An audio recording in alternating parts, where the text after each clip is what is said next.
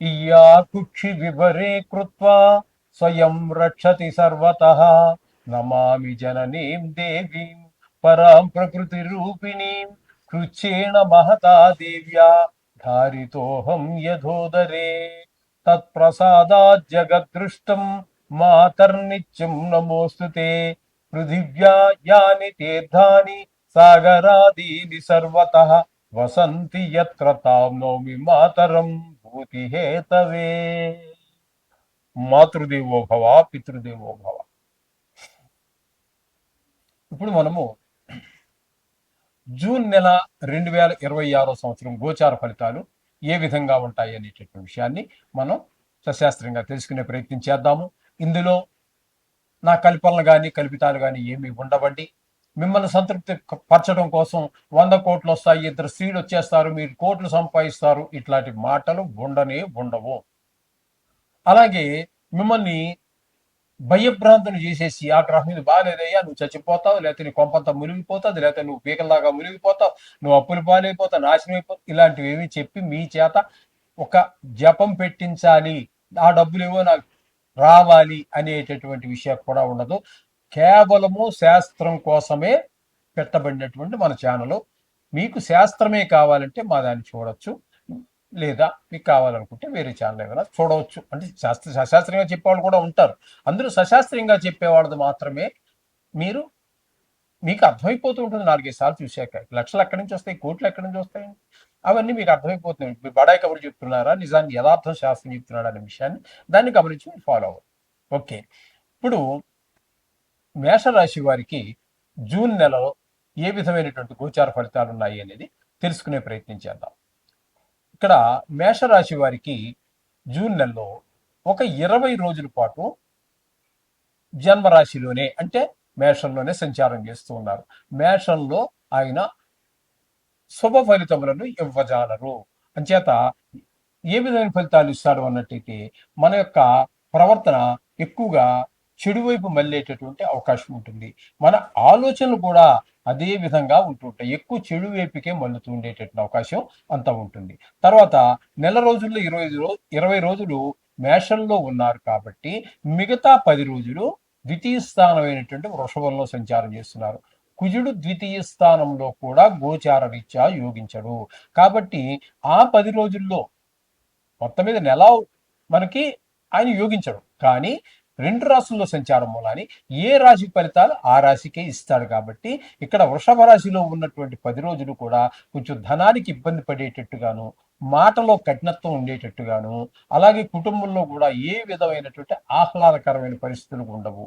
అలాగే ఎవరికైనా నేత్ర సంబంధమైనటువంటి వ్యాధులు ఉన్నట్టయితే అవి కొంచెం ప్రకోపించేటటువంటి, అంటే కొంచెం ఎక్కువ బాధించేటటువంటి అవకాశం కూడా ఉన్నది అనేటువంటి విషయాన్ని మనం తెలుసుకోవాలి. ఇకపోతే రవి యొక్క సంచారం తీసుకున్నట్టయితే ద్వితీయ స్థానంలో అంటే మన వృషభ రాశిలో ఒక 15 రోజుల వరకు ఉంటారు. తదుపరి అక్కడ నుండి తృతీయ స్థానం అయినటువంటి మిథునంలో ఒక 16వ తారీఖు నుంచి నెలాఖరు వరకు ఉంటారు. 2 స్థానాలలో సంచారం కాబట్టి ఈయన కూడా 2 రకాల ఫలితాలు ఇస్తారు. ద్వితీయ స్థానంలో ఉన్నటువంటి 15 రోజులు అంటే 1వ తారీఖు నుంచి 15వ తారీఖు వరకు ఆయన కూడా ఇక్కడ మీకు ద్వితీయ స్థానంలో ఉన్నారు కాబట్టి ధనానికి ఇబ్బంది కలిగిస్తారు. అలాగే మాటలోనూ కఠినత్వం ఉంటుంది, వాక్కు కఠినత్వంగా ఉంటుంది, కుటుంబంలో కూడా ఆహ్లాదకరమైన పరిస్థితులు ఉండవు. ఈయన కూడా నేత్ర సంబంధమైనటువంటి ఇబ్బందులు ఉన్న వారికి కొంచెం ఎక్కువ బాధ కలిగించే పరిస్థితి ఉంటుంది. తదుపరి 16వ తారీఖు నుంచి మిథునంలో 3వ రాశిలో సంచారం చేస్తున్నారు. అక్కడ మాత్రం ఆయన చాలా మంచి ఫలితాలు ఇవ్వబోతూ ఉన్నారు ఈ మేషరాశి వారికి. మీరు ఏ పని చేసినా మీ ఇంటిలో వారు, వీధిలో వారు, అలాగే మీరు ఎక్కడైతే ఏదో వృత్తి చేస్తూనే ఉంటారు కదా, అక్కడ మీ కంటే పై స్థాయి వారు, మీ స్థాయిలో ఉన్నటువంటి వారు, మీ కింద స్థాయిలో ఉన్నటువంటి వారు కొన్ని సందర్భాలలో మీకు ఏ మాత్రమో పరిచయం లేనటువంటి వ్యక్తులు కూడా మీకు సహాయ సహకారాలు మనస వాచ కర్మణ, అంటే మాట సాయం కావాలంటే మాట సాయము, మనస వాచ మాట సాయం కావాలి, మనస అంటే మనస్ఫూర్తిగా చేయగలగటం, వాచ మనస్ఫూర్తిగా చేయటము, మనస వాచ కర్మణ ఏదైనా కింద పడ్డారు లేదా ఏదో ఒక మిమ్మల్ని అప్లిఫ్ట్ చేయాలి, మీరు ఎక్కడ ఉన్నారు కింద స్థాయిలో ఉండిపోయారు. మిమ్మల్ని అప్లిఫ్ట్ చేయాలి, కొంచెం పైకి ఎత్తగలగాలి, మిమ్మల్ని వృత్తిరీత్యా కావచ్చు, ఏదైనా కావచ్చు. అటువంటి సందర్భాల్లో మీకు వారు అప్లిఫ్ట్ అంటే పైకి లేపడానికి వారు మీకు కృషి చేస్తారు. ఈ విధమైన ఫలితాలు 16వ తారీఖు నుంచి నెలాఖరు వరకు రవి ప్రసాదిస్తూ ఉన్నాడు. ఇకపోతే గురువు యొక్క సంచారం తీసుకున్నట్టయితే, గురువు యొక్క సంచారం తృతీయ స్థానంలో ఒకే ఒక్క రోజు ఉంది. 30 రోజుల్లో ఒక రోజు పెద్దగా పరిగణలోకి తీసుకోక్కర్లేదు. అయినప్పటికీ కూడా మూడో స్థానంలో ఆయన యోగించజాలరు గురువు. అట్లాగే తదుపరి ఆయన 29 రోజులు, నెలలో ఒక రోజు పోయింది కాబట్టి 29 రోజులు చతుర్థ స్థానం అయినటువంటి కర్కాటకం. కర్కాటకం ఆయనకు ఉచ్చ స్థానమే కావచ్చు కాక, కానీ ఇక్కడ ఉచ్చ నీచ వీటితో సంబంధం లేదు. చంద్రాత్తు ఏ స్థానంలో ఉన్నాడు అనేటటువంటిదే మనకు ప్రధానం. కాబట్టి ఇక్కడ 29 రోజులు చతుర్థ స్థానంలో గురువు యోగించజాలడు. ఈ అంటే ఏ విధమైన ఫలితాలు ఇస్తాడు? ఈ ఈ చతుర్థ స్థానంలో ఉన్నటువంటి 20 రోజులు, 29 రోజులు అన్నట్టయితే ఇక్కడ మీకు ఆ తల్లి గారి యొక్క ఆరోగ్య విషయంలో కొంచెం ఇబ్బంది పెట్టే పరిస్థితి ఉండొచ్చు. లేదా ఆవిడ మీ మీద కొంచెం కోపగించవచ్చు, లేకపోతే ఆవిడ ఆశీర్వచనాలు మీరు పొందలేకపోవచ్చు. ఈ విధంగా తల్లిగారి విషయంలోనూ, విద్య విషయంలో వెనకబడటము, అలాగే భూమి, గృహము, వాహనము ఇత్యాది అన్ని విషయాలన్నీ కూడా కొంచెం మనకి ఇబ్బందికరమైనటువంటి పరిస్థితులు ఉంటూ ఉంటాయి. అలాగే వీటిని వ్యాపారంగా చేసుకుని బ్రతికేటటువంటి రియల్ ఎస్టేట్ వ్యాపారస్తులు కావచ్చు, వాహనాలు పాతవి కొని బాగు చేయించి అమ్ముకునే కావచ్చు, లేదా కొత్త షోరూమ్ పెట్టుకున్న వారు కావచ్చు, వారికి అనుకూలమైనటువంటి ఫలితాలు గురువు చతుర్థ స్థానంలో ఉండి ఇవ్వరు. అలాగే శుక్రుని గనక మనం తీసుకున్నట్టయితే, శుక్రుని యొక్క సంచారం మనకి 8 రోజుల పాటు మిథునంలో సంచారం చేస్తూ ఉన్నారు. ఆ మిథునంలో మూడో స్థానంలో మంచి ఫలితాలు ఇస్తారు. ఆయన కూడా సహాయ సహకారాలన్నీ ఇప్పుడు మనకి మూడో స్థానంలో గురువు, మూడో స్థానంలో మనకి సహాయ సహకారాలు ఇంట్లో వారు, పై వారు, కింద వారు అందరూ కూడా రవి ఇందాక చెప్పుకున్నాం కదా, ఆ ఫలితాలన్నీ కూడా ఇక్కడ శుక్రుడు కూడా మీకు ఇవ్వబోతున్నారు.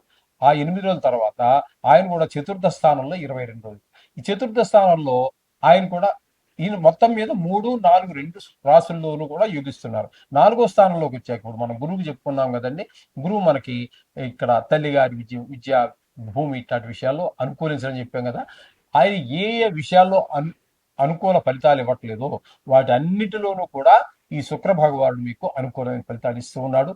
అలాగే ఇక్కడ మీకు శుక్రుడు 2 రాసుల్లోనూ అనుకూలంగానే ఉన్నారు కాబట్టి మొత్తం నెలంతా కూడా మీకు పూర్తి ఫలితాన్ని, శుభ ఫలితాన్ని ఇచ్చేటటువంటి గ్రహంగా ఇప్పుడు మనం ఈయన్ని చెప్పుకోవచ్చు శుక్రుడిని. ఇక్కడ అంచేత శుక్రుడు అనుగ్రహం ఉన్న కారణంగా సినిమా రంగంలో ఉన్న వారికి, టీవీ రంగంలో ఉన్నటువంటి వారికి, లలిత కళల్ని ఆధారంగా చేసుకుని జీవితాన్ని గడిపేటటువంటి వారికి కూడా అత్యంత అనుకూలమైన ఫలితము ఇస్తాడు. అందుచేత ఆ విధంగా మీరు కనుక చేసుకున్నట్టయితే చాలా చక్కటి ఫలితాలు ఇంకా షేర్ మార్కెట్లో పెట్టుబడి పెట్టే వారికి కూడా అనుకూలమైన ఫలితాలని శుక్ర భగవానుడు ఇవ్వబోతూ ఉన్నాడు. ఇకపోతే బుధుని యొక్క సంచారం తీసుకుందాం. బుధుని యొక్క సంచారం తీసుకున్నట్టయితే 22 రోజుల పాటు 3వ స్థానంలో ఉన్నారు. ఇక్కడ బుధుని యొక్క సంచారం 3వ స్థానంలో శుభ ఫలితములు ఇవ్వజాలదు. ఏ విధంగా అంటే ఇక్కడ మీకు 3వ స్థానంలో ఉన్నప్పుడు ఎవరి యొక్క మీ ఇంటి సభ్యులు కావచ్చు, బయట వారు కావచ్చు, ఉద్యోగ స్థలంలో కావచ్చు, వ్యాపార స్థలంలో కావచ్చు, వారి యొక్క సహాయ సహకారాలు మీకు అందేటటువంటి పరిస్థితి ఉండదు. తదుపరి ఆయన బుధుడు 8 రోజులు మాత్రం 4వ స్థానంలోకి వస్తున్నారు. ఆ 4వ స్థానంలోకి వచ్చిన 8 రోజులు మాత్రం మీకు తల్లిగారి ఆరోగ్య విషయంలో, భూమి విషయంలో, గృహ విషయంలో, వాహనాల విషయంలో మీకు అనుకూలమైన ఫలితాలే ఇవ్వబోతున్నారు. 8 రోజులు, ఆఖరి 8 రోజులు అంటే 23వ తారీఖు నుంచి నెలాఖరు వరకు. ఓకే, ఈ విధమైన ఫలితాలన్నీ కూడా ఉంటాయండి బుధుడితోటి. ఇకపోతే 5వ స్థానంలో కేతుగ్రహ సంచారం. 5వ స్థానంలో కేతుగ్రహ సంచారం వల్ల మనకు జరిగేది ఏంటంటే సంతానం మీద దుష్ప్రభావం చూపిస్తుంది. పిల్లలకి ఆటల మీద శ్రద్ధ ఎక్కువ అవుతుంది, చదువు మీద శ్రద్ధ తక్కువ అవుతూ ఉంటుంది. తద్వారా గాయాలు అయ్యేటువంటి అవకాశం కూడా ఉంది. పిల్లలు కదండి, వాళ్ళకి ఏం తెలియదు కదా, పరిగెత్తడం, ఆడుకోవటం, గాయాలు అయ్యే అవకాశం ఉంటుంది. తద్వారా వాళ్ళకి కొంచెం అనవసరమైన ఖర్చు డాక్టర్ పెట్టడము. అదే కాకుండా మనకు మనశ్శాంతి కూడా ఉండదు. పిల్లలకి ఏదైనా జ్వరమో, రొంపో, దగ్గో వచ్చిందనుకోండి, మనకు కొంచెం ఇబ్బందికరమైనటువంటి పరిస్థితులన్నీ, మనం ఎందుకనో ఆహ్లాదంగా ఉండలేము పిల్లలకి ఏదైనా అయితే. ఆ విధమైనటువంటి పరిస్థితులంతా కూడా ఇక్కడ మనకి గోచరిస్తూ ఉన్నాయి కేతు వలన. అంతేకాదు, మీరు ఒక గుడికి వెళ్ళి మీ బాధలు భగవంతుడికి విన్నపించుకుందా అంటే కూడా మీకు ఆ అవకాశాన్ని కూడా కల్పించకపోవచ్చు కేతువు. ఈ విధమైన పరిస్థితి అంతా ఉన్నది. ఇకపోతే మీకు ఆ దశ ఏకాదశి స్థానంలో రాహుగ్రహ సంచారం జరుగుతోంది. రాహుగ్రహ సంచారం కనుక మీరు తీసుకున్నట్టయితే ఏకాదశి స్థానంలో పూర్తి శుభ ఫలితాలన్నీ అందిస్తాడు.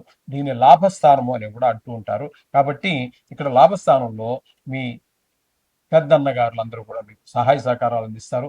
ధనార్జన బాగుంటుంది, సంపాదన బాగుంటుంది.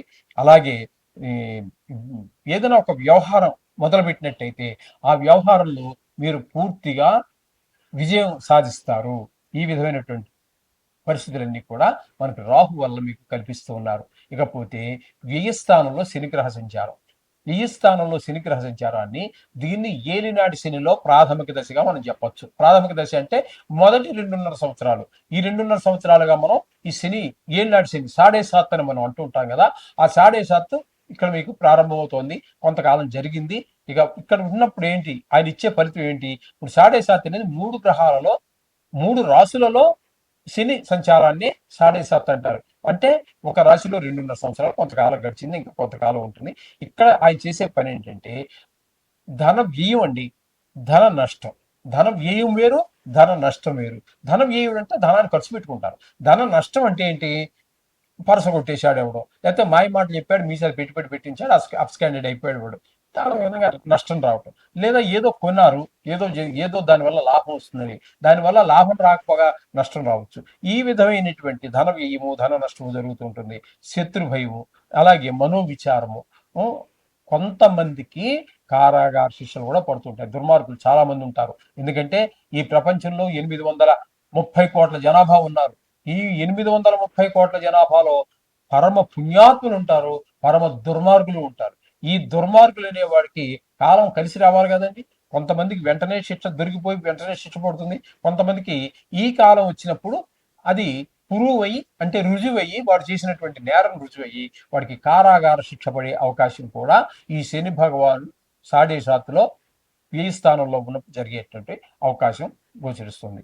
ఈ విధమైన ఫలితాలన్నీ కూడా మనకి స్పష్టంగా గోచరిస్తూ ఉన్నాయి మేషరాశి వారికి. కాబట్టి వీరికి పూర్తి అనుకూలమైన గ్రహాలు 2 కనబడుతూ ఉన్నాయి.